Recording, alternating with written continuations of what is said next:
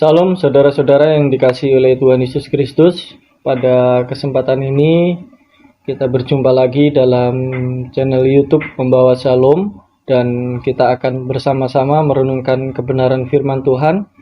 Tapi mari kita berdoa terlebih dahulu sehingga kita bisa memahami dengan baik firman Tuhan dengan tuntunan daripada Roh Kudus. Mari kita berdoa. Bapa yang baik, kami bersyukur untuk kesempatan ini.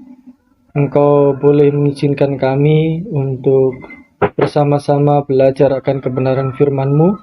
Biarlah firman-Mu yang akan disampaikan di kesempatan ini dapat memberkati setiap kami yang menyaksikan, yang mendengarkannya, dan kami boleh bertumbuh melalui firman Tuhan yang bersama-sama kami akan pelajari dan dengarkan. Terima kasih ya Tuhan untuk waktu ini. Kami siap untuk mendengarkan firman-Mu. Dalam nama Tuhan Yesus Kristus kami berdoa. Amin. Saudara-saudara yang dikasihi Tuhan, pada kesempatan ini kita akan merenungkan kebenaran firman Tuhan dari 1 Petrus pasal 2 ayat 11 sampai yang ke-12.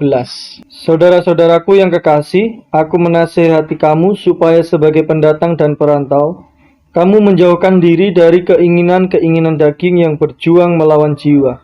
Milikilah cara hidup yang baik di tengah-tengah bangsa bukan Yahudi, supaya apabila mereka memfitnah kamu sebagai orang durjana, mereka dapat melihatnya dari perbuatan-perbuatanmu yang baik dan memuliakan Allah pada hari Ia melawat mereka. Saudara-saudara yang dikasihi oleh Tuhan Yesus Kristus, di kesempatan ini kita belajar bersama-sama tentang apa yang dinasihatkan oleh Rasul Petrus kepada orang-orang percaya yang secara khusus pada saat itu berada di perantauan. Orang-orang percaya yang pada saat itu bukan berada di tempat mereka masing-masing, tetapi di tempat orang lain yang tentunya memiliki kebiasaan-kebiasaan hidup yang sangat berbeda sekali dengan cara hidup mereka, dan apalagi mereka yang sudah percaya kepada Tuhan Yesus Kristus. Saudara-saudara yang dikasihi Tuhan, pertama kita akan melihat seperti apakah cara hidup yang dimaksud sesuai dengan apa yang tertulis di dalam 1 Petrus 2 ayat 11 dan 12. Kita akan berbicara tentang cara hidup yang baik dan benar. Pertanyaannya adalah, sudahkah kita memiliki cara hidup yang baik dan yang benar? Cara hidup yang seperti apakah yang dimaksud di dalam surat Rasul Petrus ini? Setiap orang pasti memiliki cara hidup atau gaya hidup masing-masing, dan ini biasanya saudara-saudara tergantung kepada budaya setempat di mana orang itu tinggal. Meskipun demikian, saya percaya walaupun orang dari berbagai macam budaya dan daerah, ketika mereka sudah percaya kepada Tuhan Yesus Kristus, saya percaya bahwa mereka akan memiliki gaya atau cara hidup yang sama, yang tentunya dipusatkan kepada Kristus sebagai Tuhan dan Juru Selamat mereka. Artinya setiap orang percaya, ketika kita menganggap diri sebagai anak-anak Allah, maka sudah seharusnya kita memiliki cara hidup atau gaya hidup yang baik di tengah-tengah lingkungan di mana kita berada.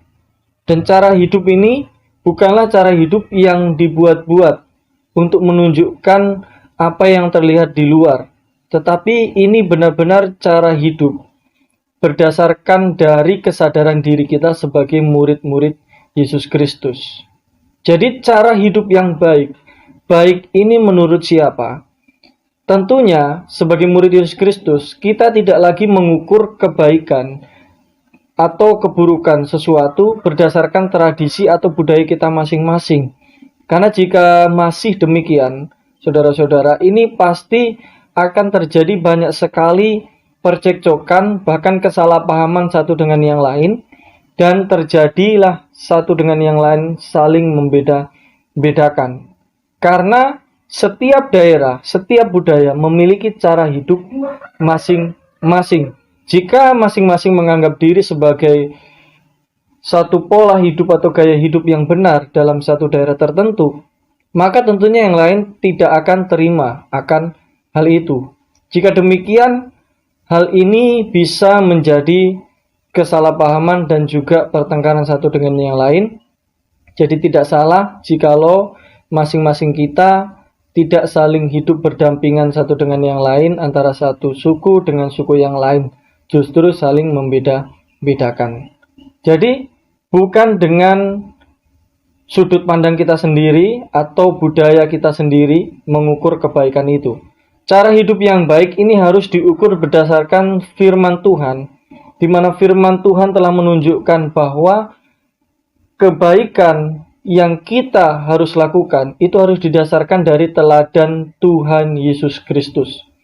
Hal ini dimaksudkan untuk menunjukkan bahwa siapakah kita ini, atau milik siapakah kita ini. Jika kita adalah murid Kristus, nah Dia mau supaya kita itu hidup sepadan dengan Kristus, atau menjadi serupa dengan Kristus. Karena kita itu adalah surat Kristus yang terbuka bagi banyak orang. Seperti yang tertulis dalam 2 Korintus pasal 3 ayat 3. Karena telah ternyata bahwa kamu adalah surat Kristus yang ditulis oleh pelayanan kami, ditulis bukan dengan tinta, tetapi dengan roh dari Allah yang hidup, bukan pada loh-loh batu, melainkan pada loh-loh daging, yaitu di dalam hati manusia. Surat Kristus ini berarti menunjukkan gaya hidup yang seperti Kristus. Dalam bahasa Yunaninya itu, kalau kita melihat cara hidup yang baik ini lebih kepada keeping honorable, yang dapat diartikan menjadi kita harus menjaga diri kita dengan sikap hormat kepada Allah, atau memiliki sikap hormat kepada Allah dengan memiliki moral yang baik sesuai dengan kehendak Allah. Hal inilah yang dicontohkan atau diteladankan oleh Yesus Kristus selama Yesus ada dalam dunia ini. Jika demikian, bagaimana dengan kehidupan Yesus? Saudara-saudara yang dikasihi Tuhan, dalam konteks terdekat kita bisa melihat apa yang dituliskan oleh Rasul Paulus tentang apa yang diteladankan oleh Yesus Kristus ketika hidup di tengah-tengah dunia yang sudah bobrok atau dunia yang sudah jahat ini. Dalam 1 Petrus pasal yang kedua ayat 22 dan 23, ia tidak berbuat dosa dan tipu tidak ada dalam mulutnya. Ketika ia dicaci, ia tidak membalas dengan mencaci maki. Ketika ia menderita, ia tidak mengancam, tetapi ia menyerahkan kepada Dia yang menghakimi dengan adil. Saudara-saudara yang dikasihi Tuhan, tidak berdosa menunjukkan bahwa Yesus ketika hidup di dunia ini, Dia tidak sedang melakukan sandiwara. Artinya bahwa Dia benar-benar adalah manusia yang juga memiliki kehendak bebas, yang memungkinkan untuk melakukan dosa. Jadi kehendak bebas itu sangat mungkin bagi orang untuk melakukan dosa dan tidak melakukan dosa. Nah, apakah Yesus itu dapat berdosa? Saudara-saudara yang dikasihi Tuhan, dalam tulisannya Pak Tom juga mengatakan bahwa jawaban ini memang tidak mudah, tetapi kita bisa melihat bahwa secara biologis Yesus yang adalah manusia itu dapat berbuat dosa. Tetapi secara ontologis Yesus sebagai firman Allah yang adalah Allah itu tidak dapat berbuat dosa. Dalam pengertian bahwa hal ini dimaksudkan mengapa Yesus tidak berdosa? Karena kedatangan Yesus adalah untuk melawan dan menyelesaikan dosa manusia. Dan berikutnya kehidupan Yesus di dunia bukanlah untuk dosa atau melayani dosa, melainkan melayani manusia yang berdosa.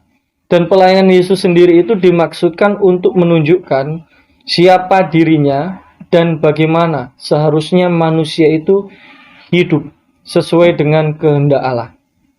Kemudian Yesus dalam keadaan manusia itu hidup menuruti kehendak Bapa sepanjang hidupnya.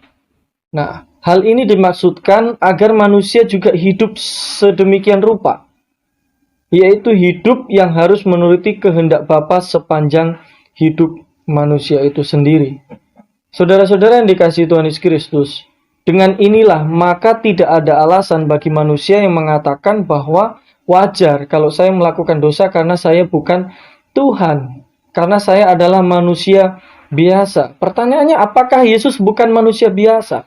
Ketika Yesus ada dalam dunia, saudara-saudara, Yesus itu benar-benar manusia seutuhnya. Di samping dia adalah firman Allah, yang adalah Allah itu sendiri. Artinya bahwa hal ini tidak boleh menjadi alasan bagi kita untuk mengatakan, ya Yesus Tuhan, makanya dia tidak melakukan dosa. Seakan-akan itu Tuhan bersandiwara dan kehidupan Yesus seolah-olah itu tidak nyata. Penderitaan Yesus dianggap sebagai penderitaan yang ringan. Nah, memang saudara-saudara, Yesus adalah firman Allah yang adalah Allah itu sendiri. Tetapi ingat bahwa firman itu telah menjadi manusia dan diam bersama-sama dengan kita. Yesus sebagai firman Allah memang sepenuhnya adalah Allah. Tetapi sebagai manusia, dia memang benar-benar manusia sejati. Dia pernah lapar, dia pernah haus, bahkan dia juga menderita dengan begitu luar biasa.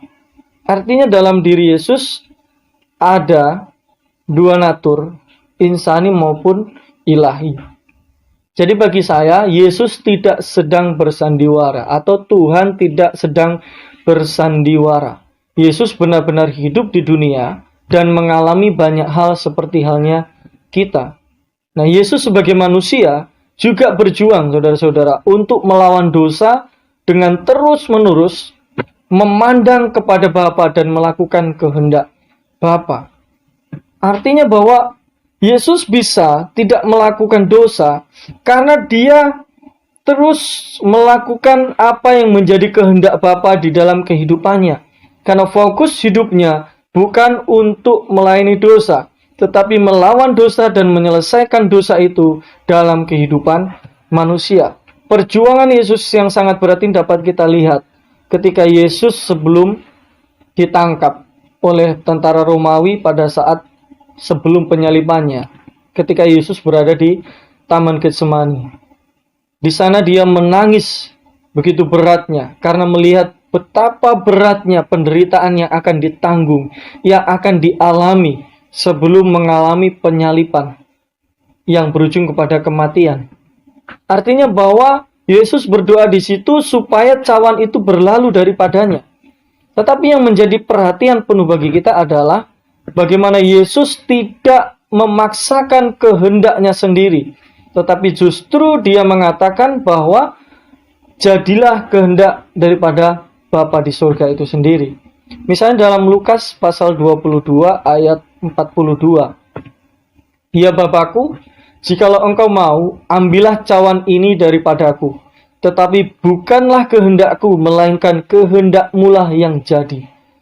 Yesus memiliki keinginan sebagai manusia ingin penderitaan itu berlalu daripadanya. Tetapi dia tetap mentaati Bapa dengan mengatakan kehendakmulah yang jadi. Artinya dia tidak mau memaksakan kehendaknya sendiri, tetapi kehendak Bapa. Sebagai contohnya adalah ketika Yesus diperlakukan dengan tidak sewajarnya, seperti dicaci maki. Dalam hal tersebut, Yesus tidak membalasnya dengan caci maki. Ketika menderita dengan penganiayaan begitu berat, Yesus tidak mengancam siapapun yang melakukan penderitaan Yesus itu, atau yang membuat Yesus menjadi menderita itu. Dalam konteks ini, Rasul Petrus memberikan contoh yang begitu jelas dalam ayat yang ke-23 itu. Saudara-saudara yang dikasihi Tuhan Yesus Kristus, apa yang dilakukan Yesus Kristus ini adalah perjuangan yang begitu berat. Ini untuk memberikan teladan bagi manusia bahwa ketika kita sungguh-sungguh mengikuti Yesus, kita akan mengikuti jejak daripada Yesus Kristus dengan mengalami banyak sekali penderitaan demi penderitaan di dunia ini, sehingga ketika kita mengalami penderitaan itu, tatkala ketika kita melihat Yesus yang sudah menderita dan menang atas penderitaan itu, maka dia akan memberikan kekuatan dan juga kemenangan kepada kita atas penderitaan yang kita alami. Sejalan dengan apa yang dikatakan oleh Yesus Kristus dalam Lukas pasal 6 ayat 27. Tetapi kepada kamu yang mendengarkan aku berkata, kasihilah musuhmu, berbuatlah baik kepada orang-orang yang membenci kamu. Milikilah cara hidup yang baik. Dan cara hidup ini telah ditunjukkan oleh Yesus Kristus bukan hanya dengan perkataan, kasihilah musuhmu, berbuat baiklah kepada orang yang membenci kamu.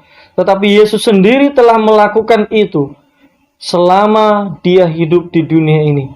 Bahkan saat kematiannya, dia mengatakan, ampunilah mereka sebab mereka tidak tahu apa yang mereka perbuat.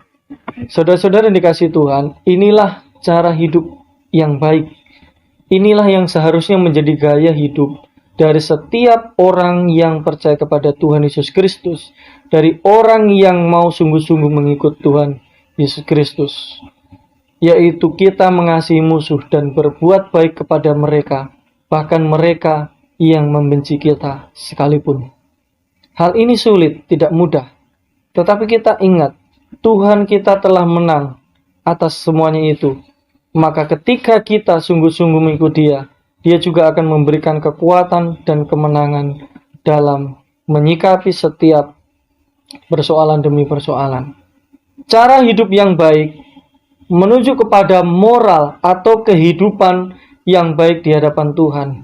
Kita harus senantiasa menjaga sikap kita dengan penuh hormat di hadapan Tuhan dimanapun kita berada, dengan menunjukkan sikap yang baik, hidup kudus, hidup yang senantiasa memuliakan Allah. Sebagai contoh kecil, saudara-saudara, yang harus kita tunjukkan adalah ketika kita sedang dicaci maki, janganlah kita membalas dengan caci maki. Dan ketika kita menderita, jangan kita melontarkan ancaman kepada siapapun, melainkan kita serahkan kepada Allah sendiri yang akan menyelesaikan bagi kita dan yang akan menghakimi setiap orang yang berbuat jahat kepada kita. Saudara-saudara yang dikasihi Tuhan, di manakah kita harus menunjukkan cara hidup yang baik seperti ini? Dikatakan di dalam ayat yang kita baca tadi, di tengah-tengah kehidupan non-Yahudi. Nasihat, himbauan kepada orang-orang percaya pada saat itu untuk bersikap baik di tengah-tengah kehidupan bangsa non-Yahudi. Bangsa non-Yahudi ini tidak merujuk kepada non-Yahudi pasca pembuangan atau di luar orang Yahudi saja, tetapi ini lebih merujuk kepada mereka yang belum percaya kepada Allah. Dan memang secara khusus sebagian besar adalah orang-orang bukan Yahudi, tetapi tidak menutup kemungkinan bahwa ini juga termasuk orang-orang Yahudi yang belum percaya kepada Tuhan Yesus Kristus. Artinya, ini mengarah kepada orang-orang yang belum percaya. Sebagai orang percaya, kita juga demikian, bahwa kita harus menunjukkan gaya hidup di tengah-tengah orang yang tidak percaya kepada Tuhan Yesus Kristus.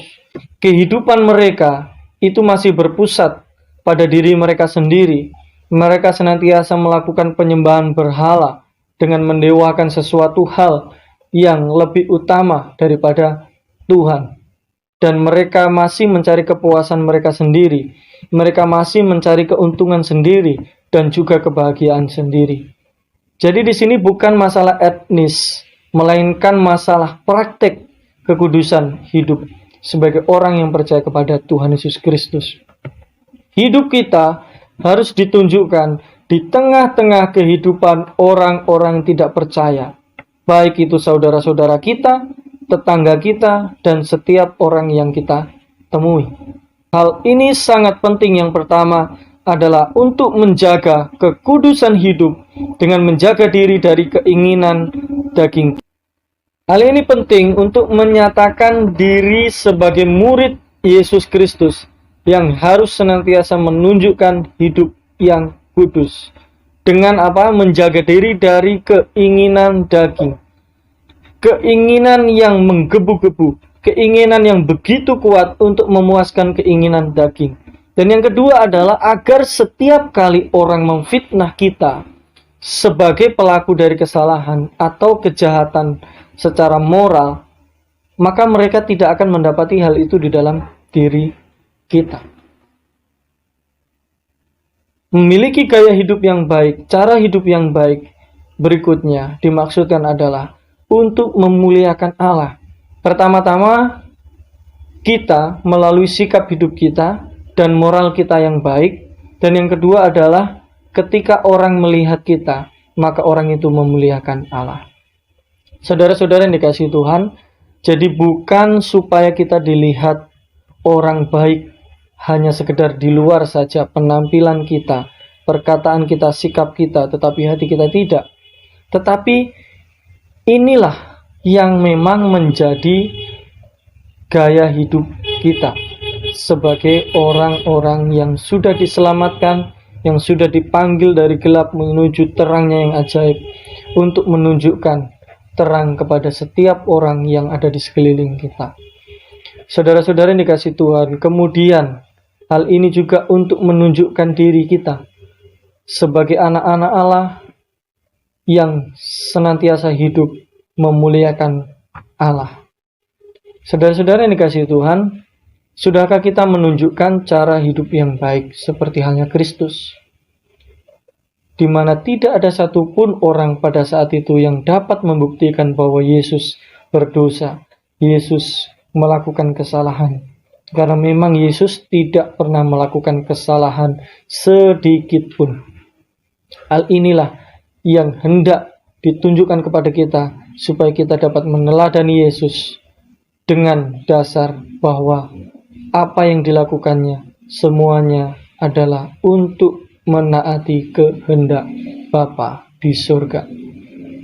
Jikalau kita memang belum memiliki kehidupan yang demikian, mari kita bersama-sama berjuang, saudara-saudara, melawan kedagingan kita, tetapi bukan dengan kekuatan kita, melainkan dengan kekuatan daripada Roh Kudus yang ada di dalam diri kita, sehingga kita hidup memuliakan Allah sepanjang waktu.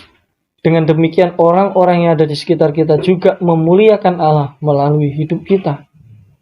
Jangan sampai orang yang melihat kita justru mengatakan hal-hal yang tidak baik terhadap kita, bahkan menghujat Allah.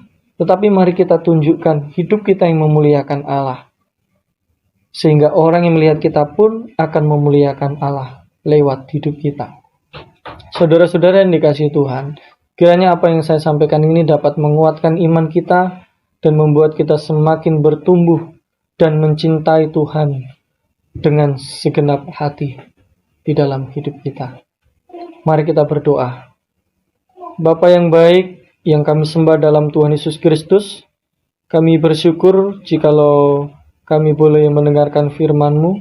Biarlah firman ini dapat menuntun kami untuk senantiasa menunjukkan cara hidup kami yang baik di tengah-tengah kehidupan orang-orang yang tidak percaya kepada Tuhan, yang masing-masing memilih untuk memenuhi kepuasan diri masing-masing. Biarlah hidup kami senantiasa memuliakan Allah dengan menunjukkan sikap moral yang baik. Kami tetap menjaga kekudusan di hadapan Tuhan, sehingga orang yang melihat kami pun boleh memuliakan Allah. Dengan jalan itulah Tuhan dimuliakan oleh orang-orang yang ada di muka bumi ini. Terima kasih Tuhan, inilah syukur kami. Dalam nama Tuhan Yesus Kristus kami mengucap syukur dan berdoa. Amin. Salam, Tuhan Yesus memberkati kita semua.